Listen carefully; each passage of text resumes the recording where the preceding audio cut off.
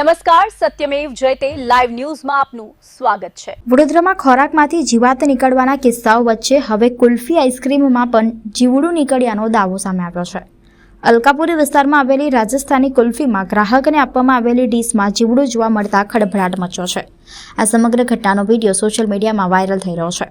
અલકાપુરીમાં રાજસ્થાની કુલ્ફી આઈસ્ક્રીમની દુકાન હોવાની ઓનલાઈન નોંધો પણ જોવા મળે છે। વડોદરા શહેરમાં ખોરાકની ગુણવત્તાને લઈને ફરી સવાલો ઉઠ્યા છે।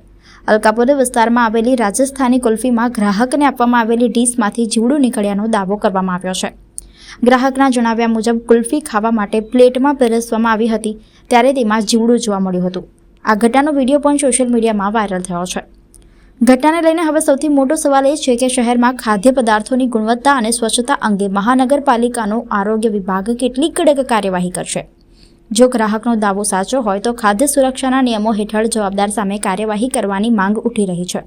હાલ સમગ્ર મામલે સંબંધિત તંત્ર દ્વારા તપાસ કરવામાં આવે છે કે કેમ અને ખાદ્ય પદાર્થનું સેમ્પલ લેવામાં આવે છે કે કેમ તેના પર સૌની નજર છે।